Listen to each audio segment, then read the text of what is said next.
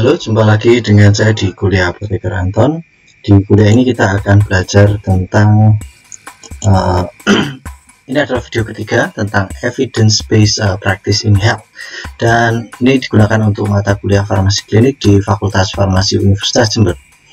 Baik, kalau di video pertama kita membicarakan secara umum konsep tentang evidence-based practice. Kemudian di video kedua kita membicarakan tentang systematic review. Di video ketiga ini kita akan membicarakan 5 langkah yang bisa dilakukan untuk melakukan evidence-based practice. Nah, dan khusus untuk di video ini karena agak terlalu banyak nanti yang perlu dijelaskan, maka di video ini hanya untuk membahas tentang langkah pertama saja, gitu ya.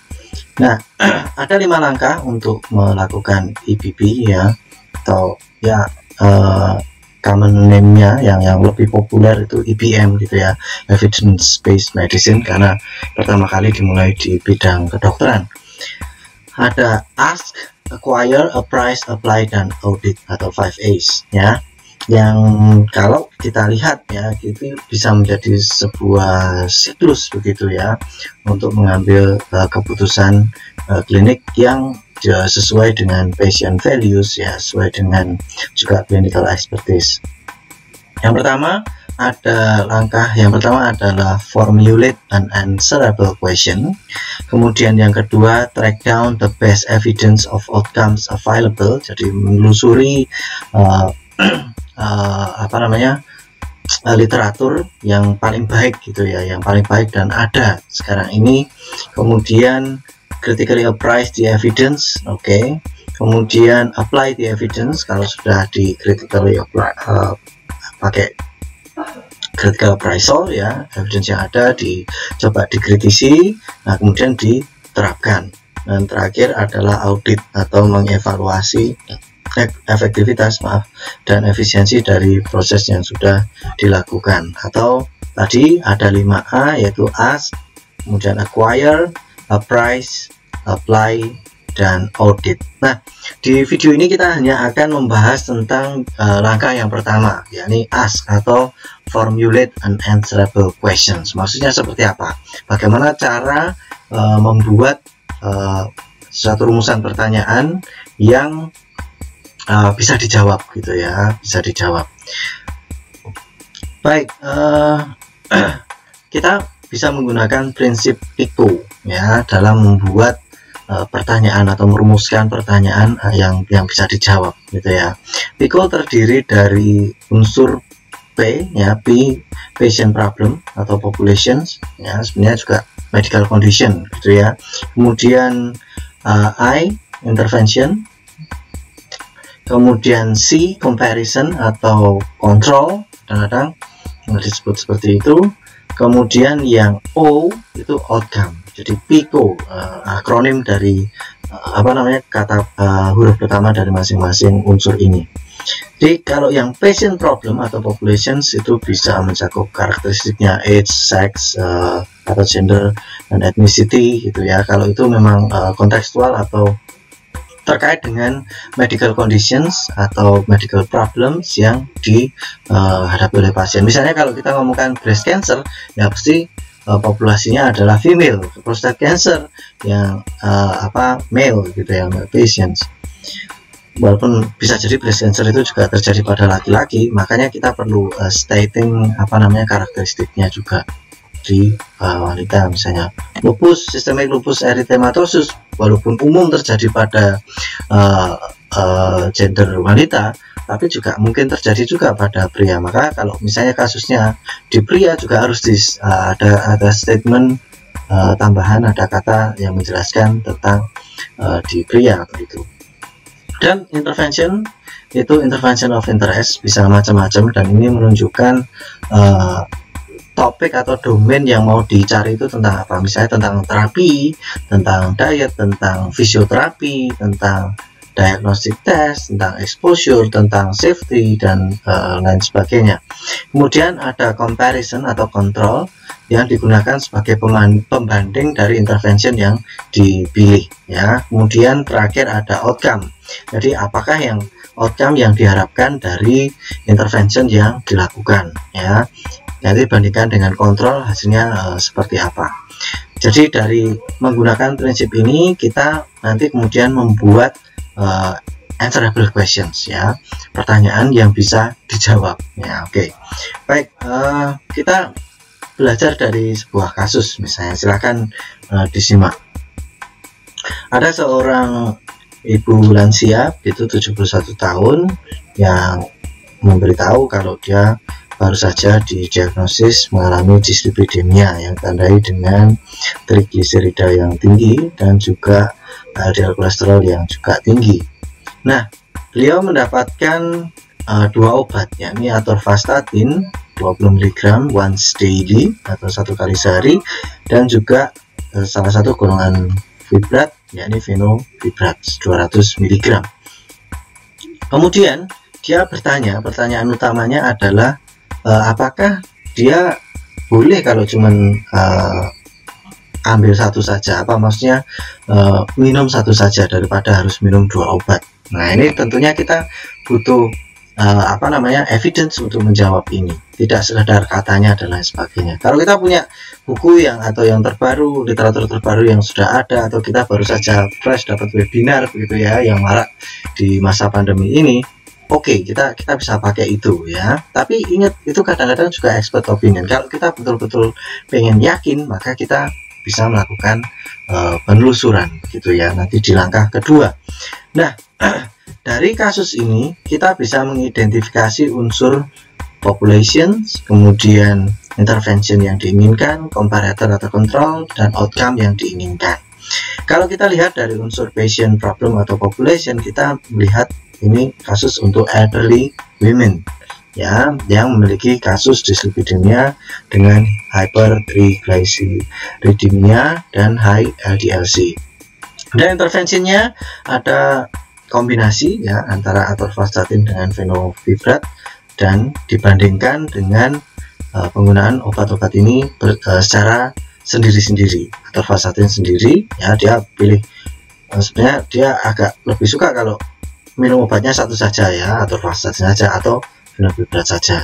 Dan outcome-nya adalah jelas bisa jadi utamanya di sini adalah effectiveness, jadi penurunan LDL, trigliserida dan LDL, dan juga bisa jadi meluas ke safety gitu ya. Kalau dengan minum satu obat misalnya dibandingkan dengan minum kombinasinya, kira-kira angka mortalitasnya seperti apa ya dalam jangka waktu, survivalnya seperti apa, atau progresi penyakitnya seperti apa, bisa jadi dirangkum dalam satu kata safety itu. Baik, selanjutnya ada kasus kedua, seorang wanita muda usia 30 tahun dengan BMI 31,5, berarti termasuk obes ya, ingin mengurangi berat badannya dengan menggunakan diet ketogenik yang sekarang ini lagi ngetren ya, tanpa karbohidrat besar-besaran gitu ya. Kemudian dia dengar dari temannya kalau dia disarankan oleh temannya agar konsultasi ke dokter ya, barangkali ada drug treatment gitu ya. Nah, kebetulan Anda adalah seorang drug information specialist ya, memang skenario saya bikin seperti ini ya, untuk mengenalkan istilah drug information specialist, sesuatu yang tidak umum di Indonesia gitu ya, tidak umum di Indonesia. Anda bertanya, dia bertanya kepada Anda, apakah ada nggak treatment untuk yang efektif untuk obesitas. Mungkin dia membaca literatur karena banyak promosi obat pelangsing dan lain sebagainya yang ternyata hanya tidak sesuai, tidak betul-betul punya efektivitas yang bagus, atau bahkan kadang klaimnya itu terlalu berbahaya gitu ya, jadi membahayakan. Nah, dari kasus ini coba Anda rumuskan ya, P-nya kira-kira apa, intervention apa, comparison apa, dan outcome-nya apa begitu ya. Silakan nanti dicoba diorek-orek di slide presentasi yang diberikan. Kemudian kasus ketiga, Kasus ketiga ada ibu muda, ratu muda 27 tahun, kemudian agak panik ya karena bayinya yang cowok usia 10 tahun ya ternyata sudah memiliki sedang mengalami diare sejak sehari yang lalu dan disertai dengan demam 38 derajat Celcius.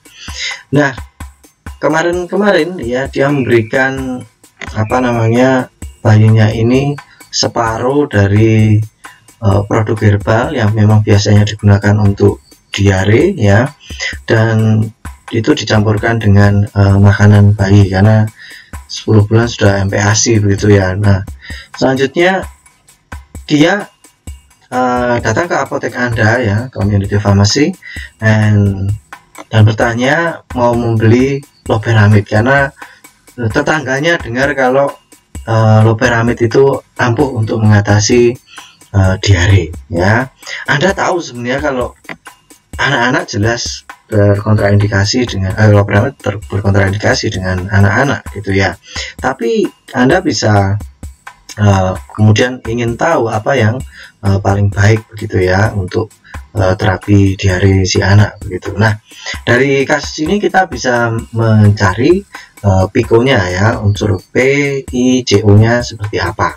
Nah, silakan Anda kerjakan di slide Anda. Baik, setelah mendapatkan PICO, apakah sudah selesai? Tidak, karena kita belum memformulasikan answerable question-nya. Rumusan pertanyaannya masih belum kita bikin. Tapi dari unsur PICO ini bisa kita buat menjadi susunan kalimat tanya ya, yang nantinya bisa dijawab. Dan ini nanti berhubungan dengan langkah selanjutnya ya. Ini juga sangat berhubungan dengan topik kuliah kita di kesempatan ini, yakni Drug Information Service ya. Di Drug Information Service juga perlu ada memformulasikan atau membuat rumusan pertanyaan yang bisa dijawab. Kalau misalnya ada pertanyaan dari masyarakat, dari health practitioners yang lain dan lain sebagainya gitu ya. Nah, dari PICO untuk yang kasus pertama ya, kita bisa susun ya, ada dua opsi. Yang pertama tentang effectiveness ya. Kita bisa bikin pertanyaan seperti ini ya. In elderly patients with hypertriglyceridemia and high LDL-C ya, di sini women-nya sudah nggak kita pakai lagi ya. Kenapa women-nya nggak kita pakai lagi? Karena bisa jadi sama saja antara laki-laki dan perempuan ya. Tolong saya diberitahu kalau saya salah, tapi setahu saya seperti itu. Jadi faktor gender tidak begitu berpengaruh terhadap dyslipidemia. Is atorvastatin and fenofibrate in combination more effective than atorvastatin or fenofibrate alone in reducing triglycerides and LDL-C levels ya. Ini tentang effectiveness. Bisa jadi muncul opsi kedua, yakni tentang safety ya. In elderly patients with blah is atorvastatin and fenofibrate in combination safer ya than atorvastatin or fenofibrate alone ya. Apa yang kemudian dilakukan setelah ini? Setelah ini kita akan membuat keywords dan menelusuri best available evidence di video selanjutnya. Baik, terima kasih sudah menyimak video ini. Sampai jumpa, semoga video ini bermanfaat. Jika ada pertanyaan silahkan dicatat dan kemudian nanti didiskusikan di kesempatan kita diskusi. Baik, ini referensinya, kemudian ini juga kredit untuk berbagai macam free stuffs for commercial use yang diberikan, yang tersedia di internet. Terima kasih sudah menyimak, semoga berguna.